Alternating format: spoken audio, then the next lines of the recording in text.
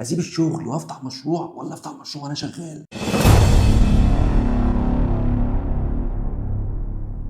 طب افرض خسرت، يبقى خسرت المشروع وخسرت الوظيفه. لا يا عم مش هفتح حاجه، خليني كده زي ما انا. كلنا بيجي لنا التفكير ده في دماغنا، ومعظمنا بيوقف تفكير وبيفضل مكمل في الوظيفه زي ما هو. انا بقى عم اقرا الدكتوراه في قصص والحكايات وجاي لك من الزمن القديم. النهارده في الفيديو ده هجاوب لك على اهم سؤال بيدور في دماغك، اللي هو اسيب الشغل وافتح مشروع ولا افتح مشروع وانا شغال؟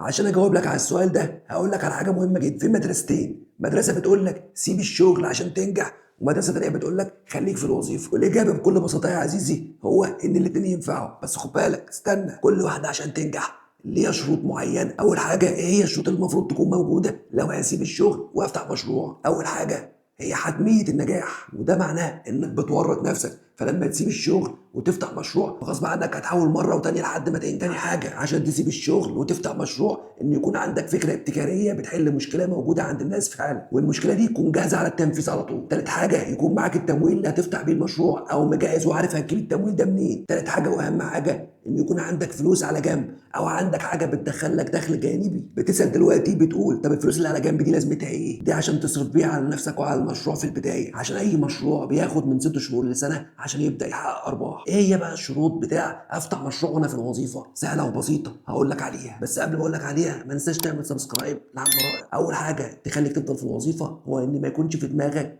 فكره مشروع لسه، يعني من الاخر لسه بتجرب او بتدور على فكره او بتدور على مشكله تلاقي لها فكره. وهنا لازم تفضل في الوظيفه لحد ما تلاقي المنتج وتعمله وتجربه وتعرضه على الناس، واول ما يبدا يسمع وينجح ساعتها ممكن تسيب الشغل. تاني حاجه ان ما يكونش عندك دخل خالص غير الوظيفه دي، ساعتها لازم تفضل موجود في الوظيفه. وهنا انت بتضم على اخواتك اللي التزاماتهم اكتر من دخلهم، وساعتها انت اصلا في دوامه انك بتقبض وتسد اللي عليك وترجع تستلف تاني وتستنى لحد ما ينفعش تفتح مشروع الا لما توقف الدوامه دي خالص. تالت حاجه ان يكون قلبك خفيف وما بتحملش الخساره، ساعتها لازم تفضل في الوظيفه لحد ما تقف على ارض ثابته وتبدا تتعلم وتجرب. واخيرا يا حبيب عم رائد، النصيحه الاهم والاغلى، ابدا بحاجه بسيطه وجرب وتعلم وما تستناش الظروف المناسبه. ولو عجبك الفيديو تابعنا.